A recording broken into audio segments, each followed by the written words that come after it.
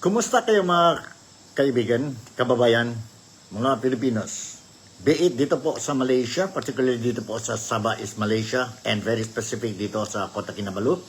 Diyan po sa Pilipinas, and mga Pilipinos, mga migrant Filipinos po sa ibang-ibang nation po. Ito po si Nico Fabian, would like to welcome you dito sa programa once again, ang Nick Talk, The Real Talk with Nico, and today it's a Monday, it's a March 24 po. Meron tayong mga balita-balita that I would like to share with you po itong Monday morning, a beautiful Monday morning, and umpisa tayo po sa updates regarding ang sitwasyon ni Tatay Digong, ang former President of the Philippines, si Rodrigo Roa Duterte. And of course, ang mga statements made by her or his daughter, si Vice President Inday Sara Duterte of lately po. But before going any further, I will read to you a news article coming from printed, published dito po sa PhilStar, Philippine Star po, dyan sa Pilipinas. Alright? So, ito po, ang first subject natin po for today's episode. And for your information, lawyers of former President Rodrigo Roa Duterte are currently working on a legal remedy in hopes of securing his release before the next International Criminal Court or ICC hearing in September. And to be very specific po, September 21 ito po, as earlier announced by ICC. No? His daughter, Vice President Sara Duterte, told supporters in The Hague just recently, "We are currently working on things for him," sabi ni Sara Duterte over the weekend. The Vice President urged her father's supporters to pressure the Marcos administration in ensuring that the possible co-perpetrators in the case would also not be kidnapped, brought to a foreign jurisdiction to stand trial for the drug war killings. "I am truly thankful for your expression of support, solidarity. I don't have the word, but I can think of disgust over what happened.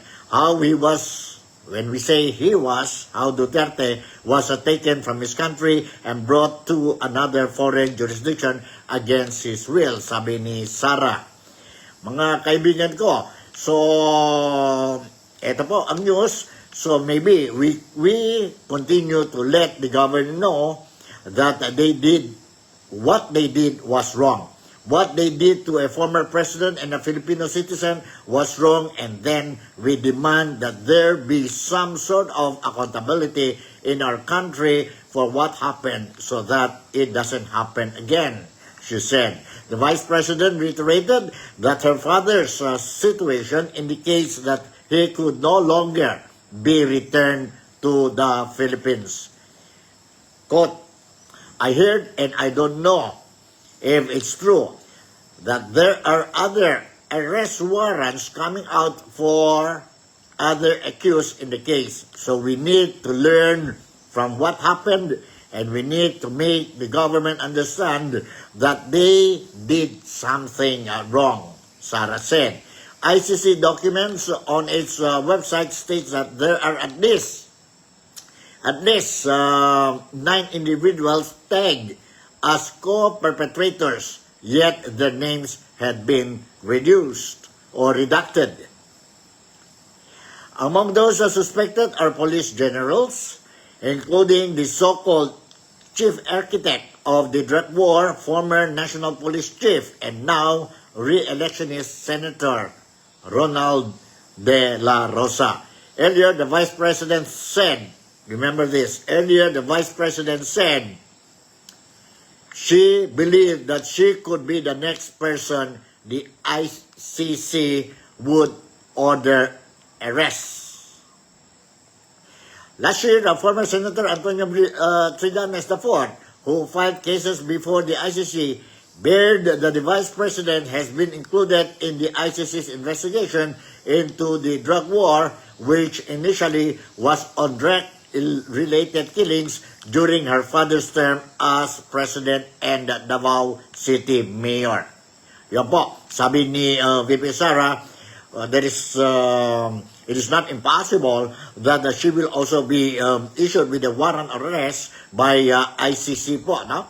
Hindi imposible po. And mayroon na daw, you heard, she don't know whether it is true or not, mayroon na 9 individuals comprising of some generals, and of course, si Senator De La Rosa is also included on a possible issuance of warrant of arrest.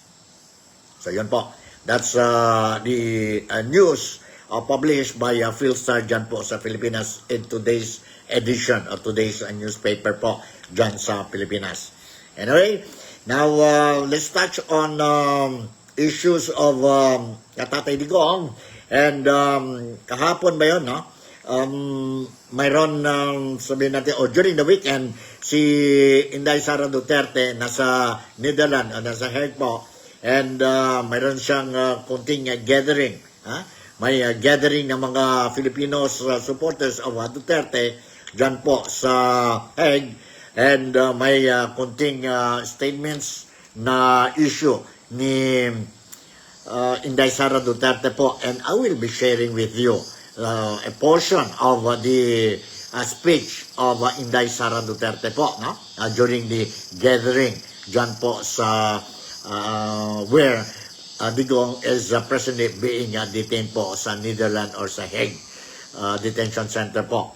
And of course, regularly si Inday Sara goes and visit her father, no? Regularly habang nandyan pa po siya sa Netherlands and arranging ang mga schedules and mga activities para sa preparation para sa confirmation of charges po ni Tatay Digong sa ICC scheduled on September 23. September 23. So stay tuned lang po kayo and I will share with you itong mga footages kasi mahaba yon ang speech niya and I cannot be able to share with you en toto ang speech ni Inday Sara, but I managed to slash it, no? Portion by portion na lang po I am going to share with you. And this time around, itong Monday episode natin po, March 24, I will focus more on the, sabihin natin, ang speech ni Inday Sara Duterte, no? Inday Sara Duterte. Some video clips will last for 3 minutes, others will be 4 or 5 minutes po, and some will be only 1 or 2 minutes na po, no? But I believe na kailangan kayo po, no? I need to share this footages sa inyo po so that you will be able to have a clear picture, of what is the updates regarding ang sitwasyon ni Tatay Digong, regarding ang case ni Tatay Digong dyan sa ICC, And let's start with the footages po. And to start with, nandito po, I will share with you itong footage. Alright? My first footage will last for 4 minutes and 60 seconds. Medyo mahaba konti po, but I hope you will appreciate itong sabihin nating footage that I'm going to share with you. Okay, you hold on. Nandito po. Hold on, ha? Alright. Ano ba tayo? Dapat ba tayo magbigay ng full screen or hindi? Hold on, ha? Hold on. Medyo nahirapan tayo dito. Hold on. Okay.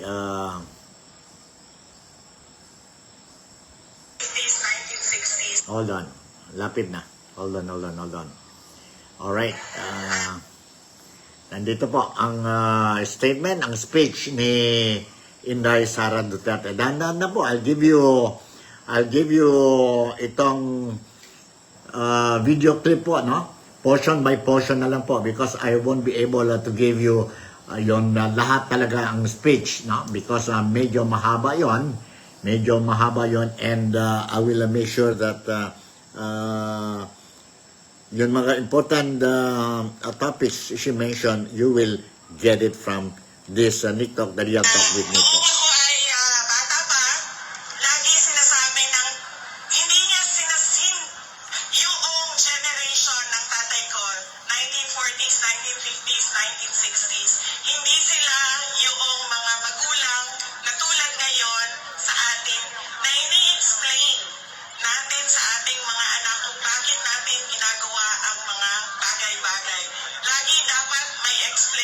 education.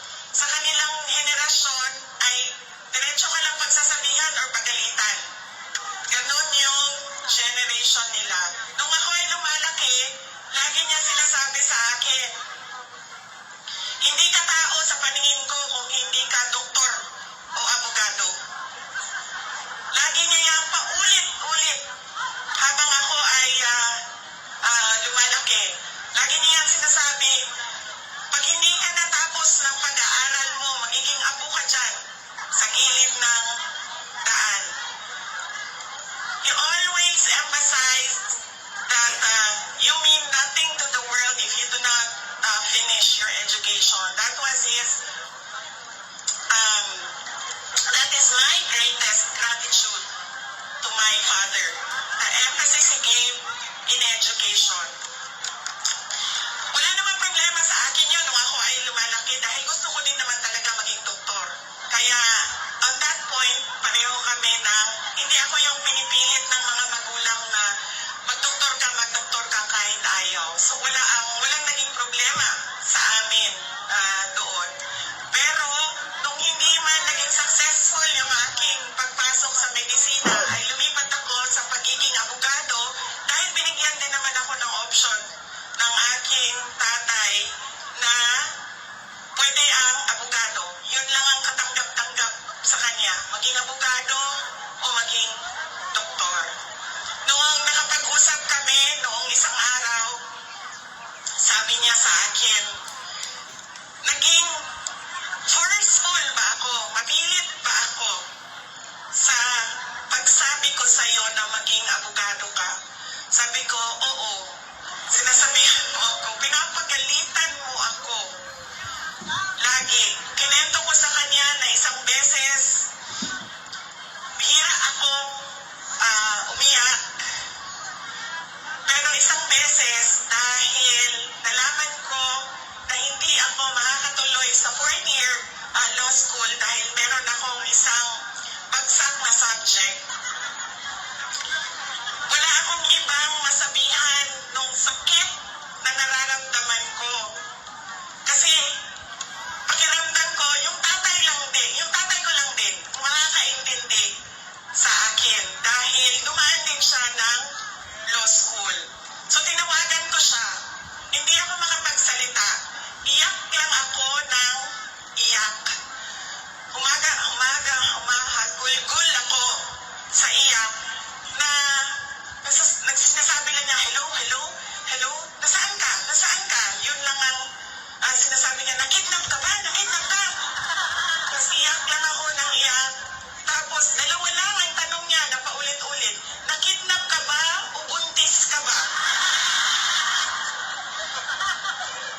At that point na paulit-ulit na niyang tinatanong kung buntis ba ako, sabi ko na sa kanya, pa, hindi naman siguro umiiyak ang babaeng buntis. Siguro happy siya, no, na buntis siya. Sabi ko, nahihirapan ako sa isang subject ko. Pakiramdam ko, sasabit ako dito. Tapos ang sagot lang niya sa akin ay, sabi niya, yun lang pala bakit mo ko tinatawagan? Mag-aral ka na. Yan po.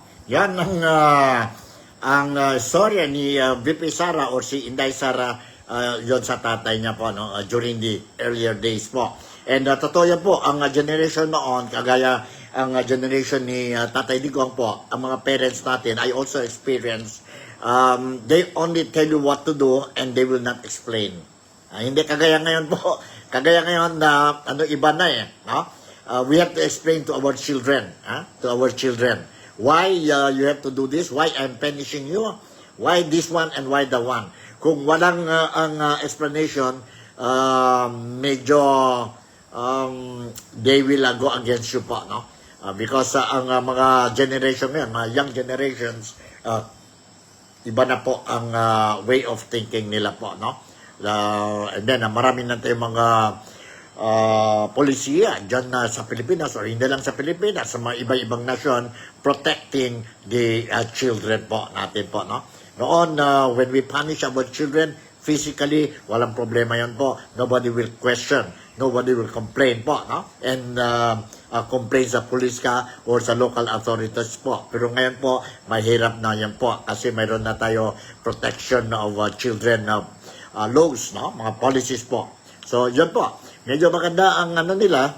It only shows that si Tatay Digong was really concerned about ang welfare and interest, ang futuro ng mga anak niya po, si Inday Sara Duterte. Okay, mayroon ba questions dyan po during the gathering, which is being attended by a lot? It's a big crowd. It's a big crowd. It's a big crowd. Not only the Filipinos dyan po sa Netherlands, but also in Germany and other places po, no? Nearby. So, it was a big crowd, and she also mentioned about si Tatay Digong asked him or asked her kailan siya mag-uwi sa Pilipinas. Kailan siya mag-uwi sa Pilipinas.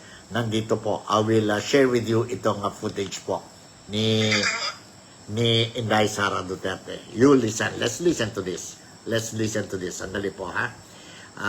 Let's listen to this. Kami ng oras na makapag-usap, sinasabi niya, kailan ka ba uwi ng Pilipinas? Anong date ka uuwi ng Pilipinas? Anong ginagawa mo dito? Bakit hindi ka pa umuwi sa Pilipinas? Sinasabi ko sa kanya, inaayos ko lang yung sistema dito at pagkatapos inaantay ko yung mga kapatid ko na pumunta dito. At sinabi niya, ito din, ano din, may patama din or diretso din, pulsay din sa edukasyon. Sabi niya, sabihan mo si Paulo na okay lang ako. At huwag siyang pumunta dito hanggang hindi matapos ang eleksyon at maging congressman siya ng First District ng Davao City.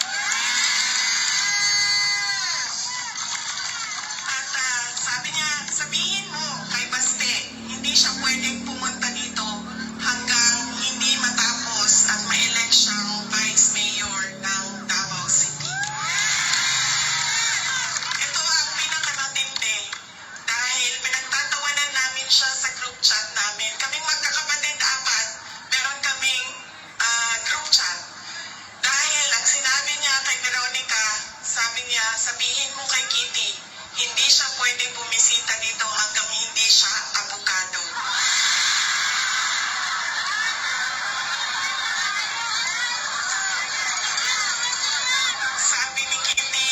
Sabi ni Kitty, grabe ang overacting ni Papa. So, ibig sabihin pa, mga 5 years. She has 5 years. And then she becomes a lawyer. Na meron pa akong 5 taon na bago ako makabisita. Ganon siya kahit na nandun siya sa loob, ang kanyang iniisip, unang-una, yung mga kapatid ko na kailangan magtrabaho para sa syudad ng Davao, yung kapatid ko na kailangan mag-aral. Yun pa rin ang iniisip niya. At kapag tinanong mo siya, ano ba ang kailangan mo dito sa loob? At sinasabi lang niya, alam mo yun, mga bagay na shaving cream, Coke Zero.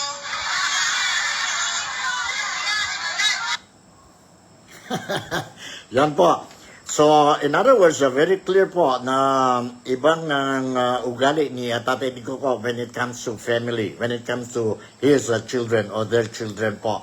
Very concerned siya. And not only that, hindi lang po ang mga anak niya po, according to Inday Sara po, he is also very concerned about ang sabihin natin ang futuro ng bayan Pilipinas, at saka he wants that si Pulong will be a congressman, and si eldest or youngest son nila po si Baste Duterte, yon na incumbent na mayor ng Davao po, to be or to win in the midterm election scheduled on May 12 as a vice mayor po, because he is running si Tatay Digong already filed his candidacy, and official candidate na po siya for mayor post dyan sa Davao.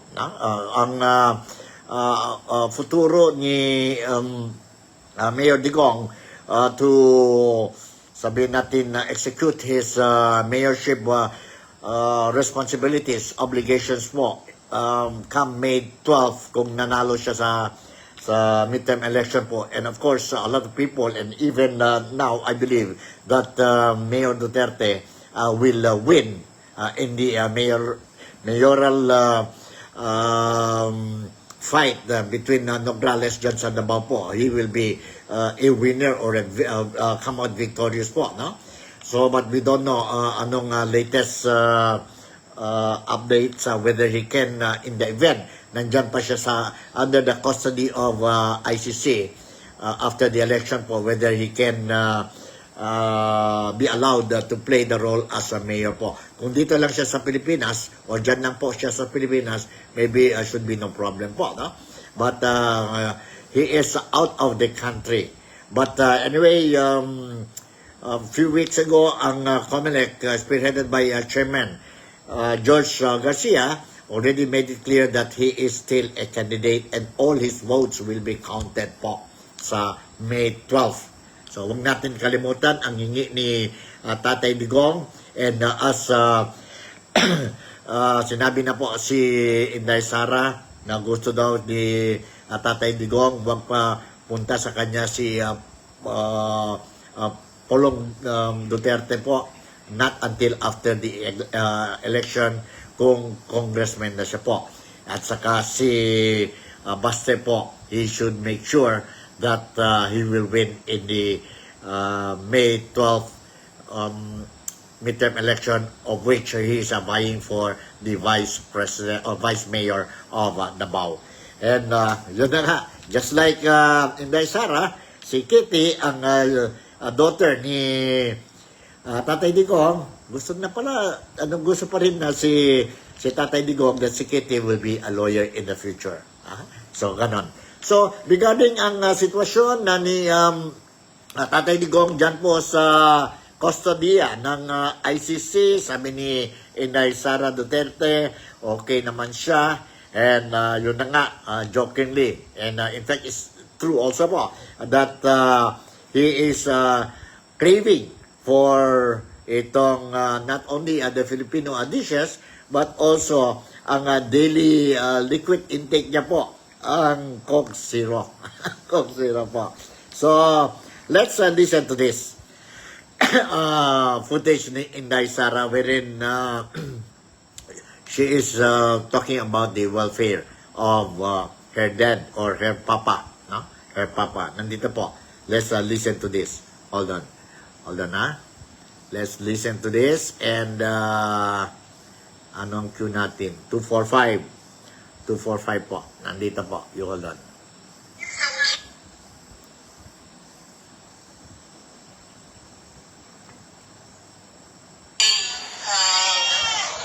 Okay naman siya.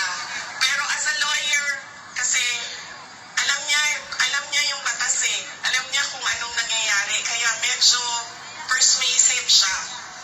And lagi niyang inuulit-ulit kung ano yung kailangan gawin para sa kanyang kaso. At lagi siyang magtatanong ng timelines dahil alam naman natin sa korte ay medyo may kapagalan. Diba? Magsasagutan, ang prosecution at defense, maraming mga papel na kailangan ipasok at antayin ang oras.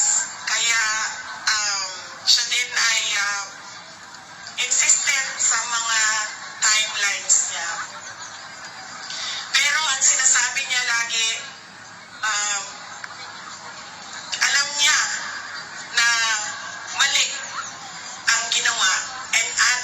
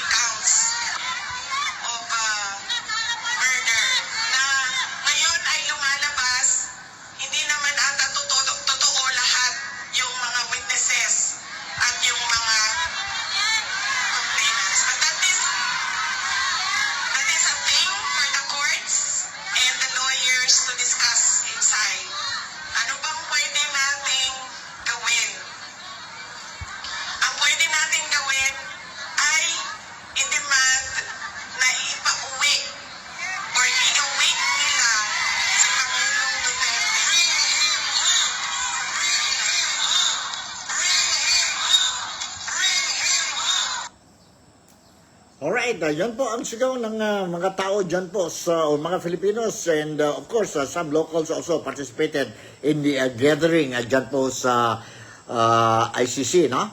And yeah, they are shouting, bring him home, bring Duterte back home po. And not only there, but also in other places, European countries, mga Filipinos po, and their host citizens po, they are also joining the Filipinos in the shouting of bring Duterte back home po. Sa Pilipinas, maingay na maingay po. Even yesterday, nakita natin po ang motorcade, nationwide po, motorcade po, no?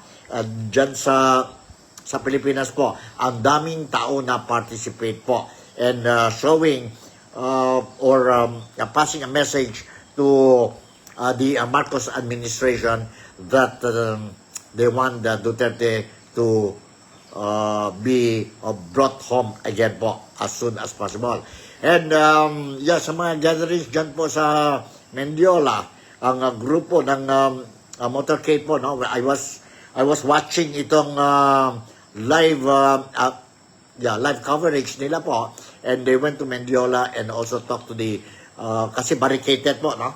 Nandyan mga police, and they talk to the policemen doon, and they are saying, we are not against you. We are not against the sinners, no? Who's doing these things ngayon po dyan sa Pilipinas. They are only against the sin. Lahat tayo Pilipino, sabi nila, ang mga leaders during the speech delivered during the motorcade dyan po sa Mendiola, sabi nila, what we don't want is the sinful act that itong mga tao is doing now, and walang kasalanan ang mga police. In fact, sabi nila, ang grupo nila, na they respect ang mga policemen, they are just carrying these orders, they are just doing their job, they are professionals, but sana lang po mag-realize na sana na sobra na po what these leaders are doing, ang kasalanan nila po, ang sins nila. We are against the sin, and we are not against the people who is doing the sin. Kasi lahat tayong Pilipino po.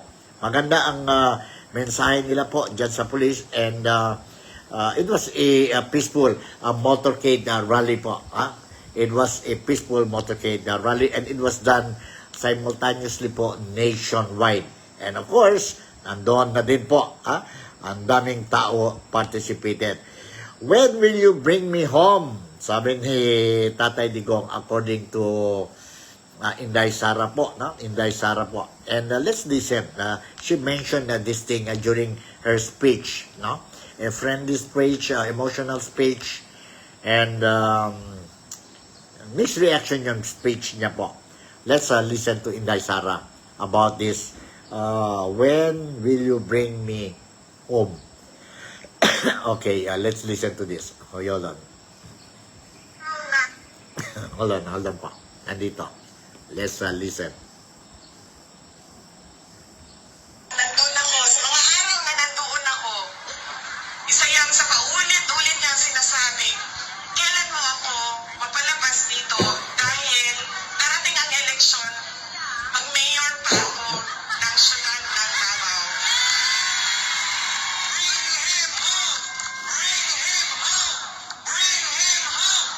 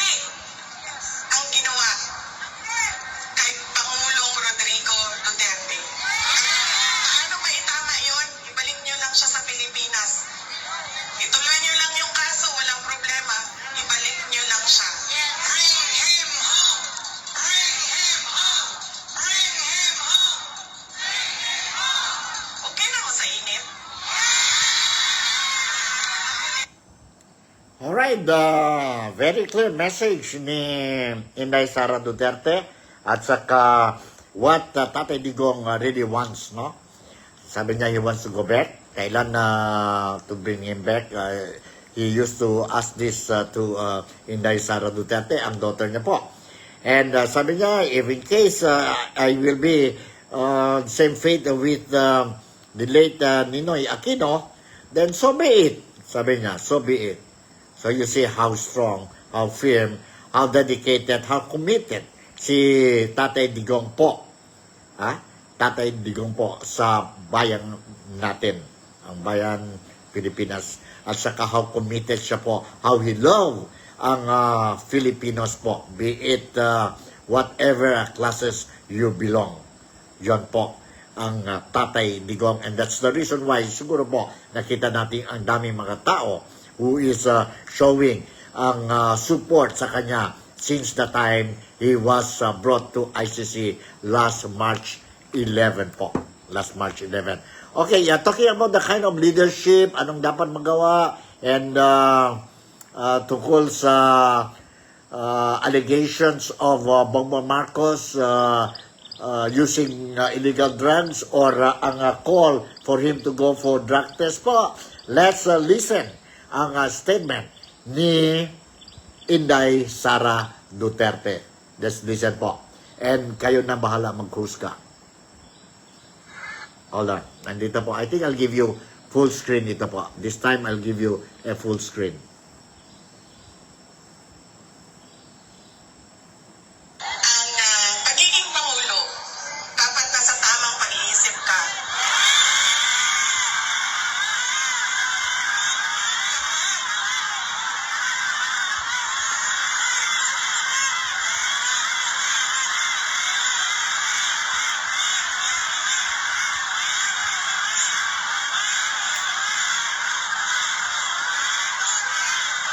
Dahil nasa mga pulisiya mo at desisyon mo ang kinabukasan ng kabataan at ng bansa.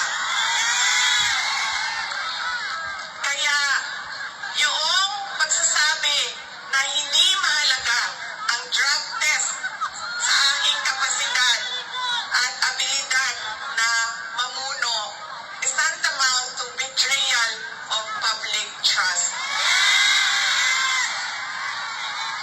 Dahil kailangan malaman ng taong bayan na nasa ayos ang iyong decision making.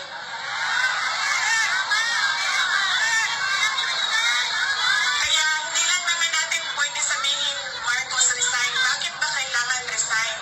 Dahil hindi mo pinapakita sa taong bayan na maayos kang mag-isip at kaya mo ang mamuno.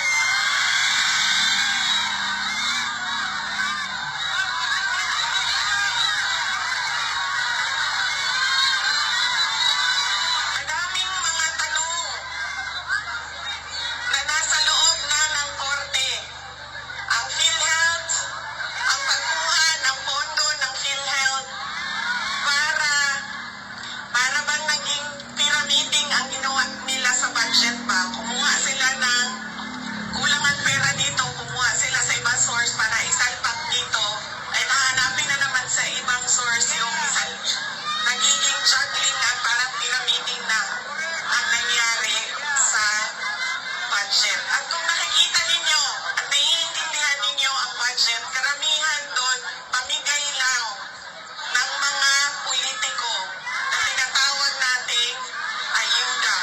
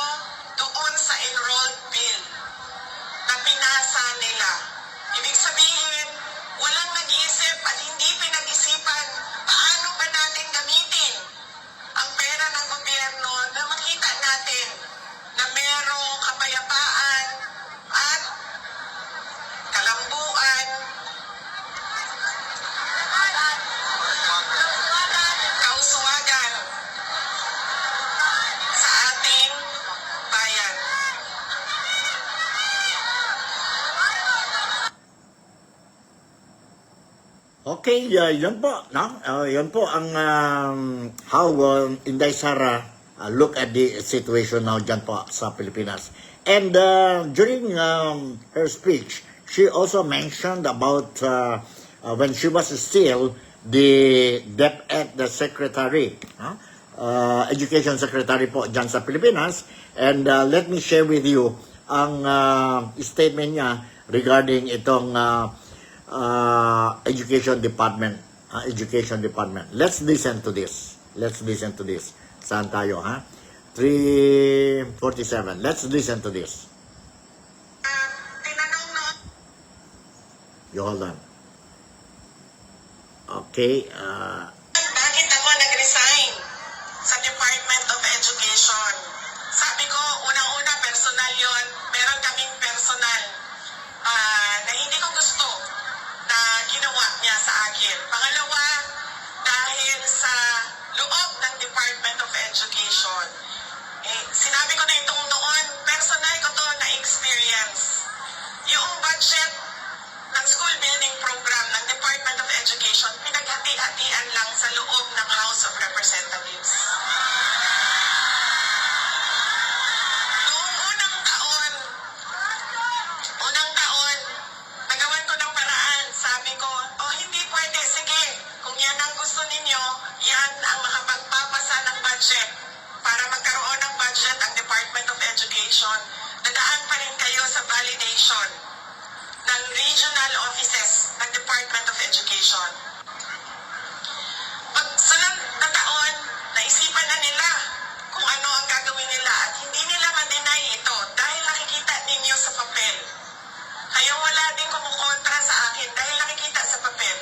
Ang ginawa nila, gumawa sila ng sarili nilang listahan.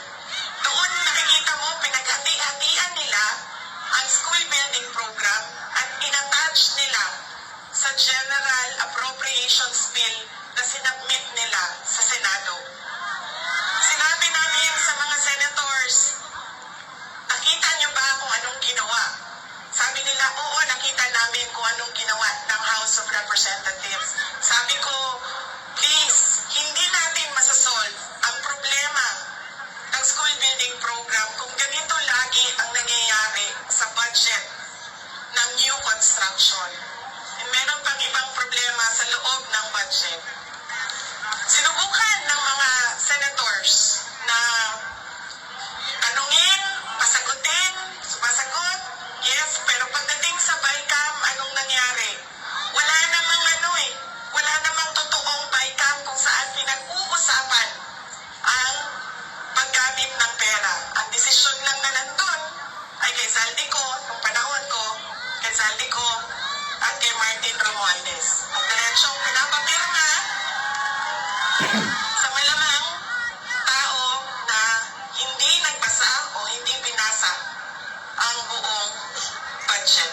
Kaya walang nakakita o hindi nila nakita dahil hindi naman binasa na may blanco doon at pwedeng lagyan ng kahit anong amount yung mga blanco sa budget. Madaming katanungan, madami ang problema ng bayan. Kaya lagi ko sinasabi, hindi kami ang problema ng bayan. Ang problema ng bayan ay ang governance mismo ng Pilipinas. Yan ang problema ng bayan. At dahil may problema sa gobyerno, ay tuloy-tuloy ang kahirapan doon sa ating bayan. Nakikita niyo yan dahil dumadami ang nakikipagsapalaran sa ibang bansa. Dahil sa kawalan ng oportunidad doon sa ating bayan. Alright, yan po. No, yan po. Klarong-klaro po ang mga mensahe ni Inday Sara Duterte po. Sabi nga ni Inday Sara Duterte, hindi ang mga Duterte ang problema ng bayan. Hindi kami ang problema ng bayan. Totoo naman yan po, no? Totoo naman yan po. Sana lang ang Pilipinas will be united, mga elected officials natin. Hopefully, we will choose the deserving candidates dito po sa May 12 midterm elections po. Para we will be able to, at least, if not all, a majority of the problems sa Pilipinas will be given appropriate attention and solutions po. And solution. Now, what shall we do? What shall we do? Ito sa mga problema po ng Pilipinas. Let me share with you ang statement na naman, anong sinabi ni Inday Sara po regarding itong what shall we do? What shall we do po? Let's listen to this. You hold on. Hold on po. Nakikinig na i-uwit ninyo si Pangulong Duterte sa Pilipinas.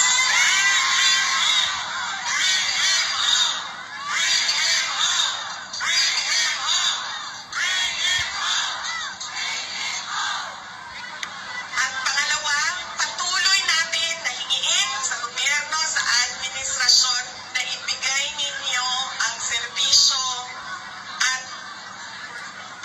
kaunlaran na karapat-dapat para sa mga Pilipino at para sa Pilipinas.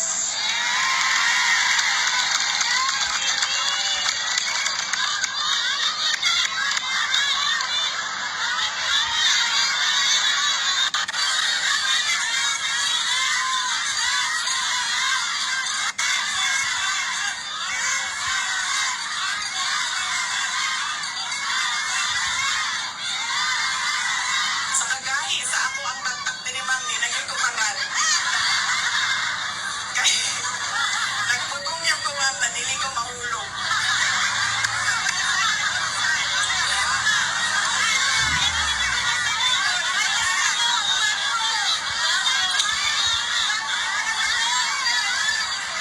Yung akin pong mga pagpapasalamat. Una po, kanina meron na akong mga pagpapasalamat opening sa Diyos, sa ating host. Yan po. That's it. Alright. Nga po, what Inday Sara mentioned or stated po during the gathering dyan po sa Netherlands. Okay, meron pa tayong 1 or 2 or 3 pa ito pang footages mo. And since we have still time, okay, I will share with you ito po. Bakit, saan galing ba ang strength ni Inday Sara po, no? With this kind of a situation now he is facing impeachment trial, facing ang problema ng sabihin natin ng tatay niya, si Tatay Digong, and of course ang problema sa Pilipinas po. Sa Pilipinas. Let's listen to this.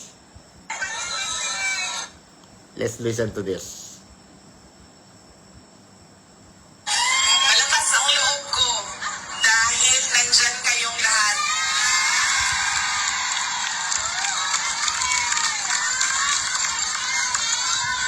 Kanina noong papasok ako dito, marami ang nagsabi, be strong, be courageous.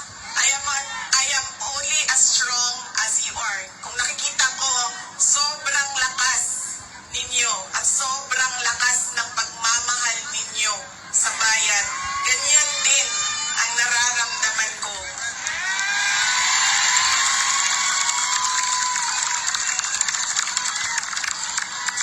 Ang pagpapasalamat ng aming pamilya, ang pamilya Duterte, naku kayo may utang ang kapuputon kaninyong tanan. Sa higayon nga nihatag ninyo kanamo nga makaserbisyo sa atuang nasod. Napakalaki ng utang na loob namin sa inyong lahat sa pagkakataon na ibinibigay ninyo sa amin na makapaglingkod sa bayan. Maraming salamat po sa inyo, mga kababayan namin. Alright, yun po. She also thanked ang mga Filipino supporters ni Duterte po.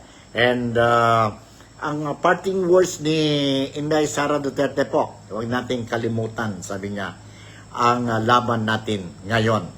Ito po, I will share with you ang parting words ni Inday Sara Duterte during the gathering dyan po sa ICC po, no, sa Netherlands. Hold on. Nandito po. Let's listen to this.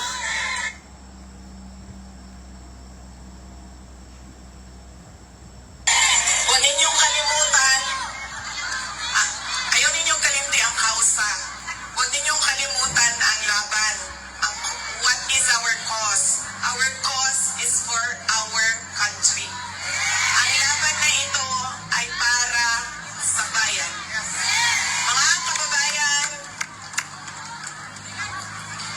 ang lahat ng ginagawa natin ay para sa Diyos, sa bayan, at sa bawat pamilyang Pilipino. Syukran.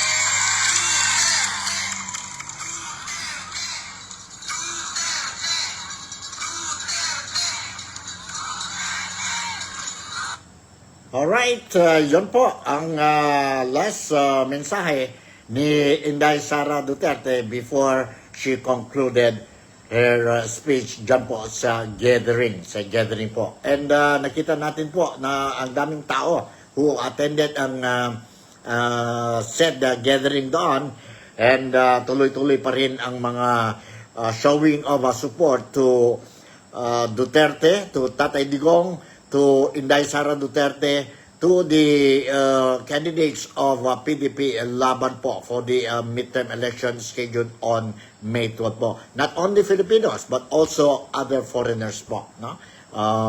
Foreigners who are commenting also po na ang reaction nila, ang comments nila po regarding what is happening ngayon dyan sa Pilipinas.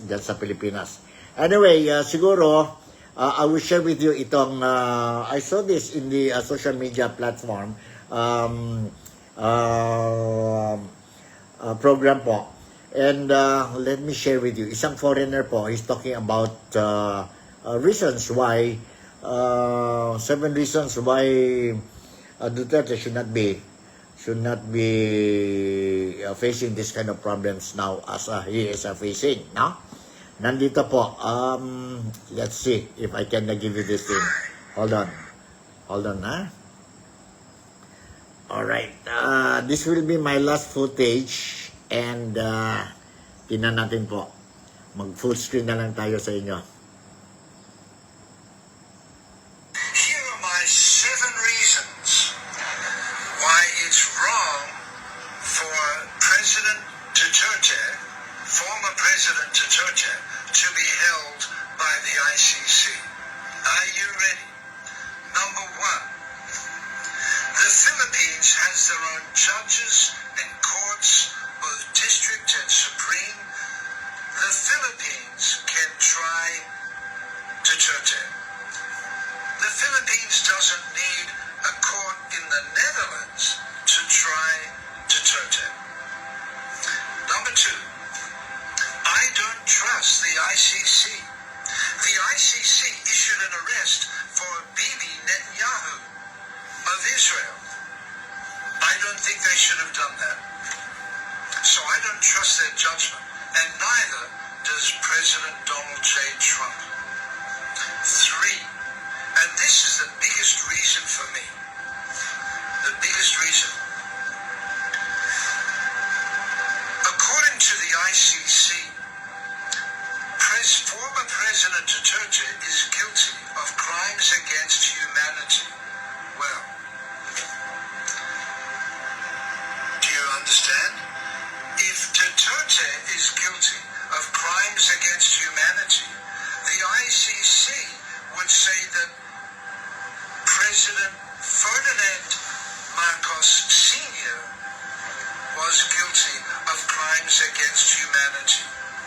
If Bongbong Marcos's papa was alive today, guess what? The ICC would issue a warrant arrest and would send Interpol to arrest his father. Guess what? Do you think if a warrant of arrest was issued for Bongbong Marcos's dear father, that he would cooperate and send his own father to the ICC? No way. Absolutely no way. So I don't want to criticize the Philippines or your dear president, but that sounds hypocritical to me. Number 4, there are so many terrible people in the world today. Killers, ruthless killers and dictators. Why is Duterte the only one in the ICC? Recently, a rebel group took over the government of Syria. The current leader of Syria was wanted for terrorism and had a $10,000 bounty on his head. He's a ruthless killer, but the ICC people went to Syria and shook his hands. It doesn't make any sense. Why isn't the current leader of Syria arrested by the ICC? Why aren't all the other killers of the world in detention in the ICC? Why a president loved by his people in a democratic country, why is he the only one there? Number 5. Judge Kamir Khan of the ICC, who you can see in a speech saying, former President Duterte is guilty and we need to try him and bring him to justice. That man was accused of sexual assault by one of his junior lawyers in the ICC. He should stand down while this investigation is going on. Has he? No, he has refused. So how hypocritical.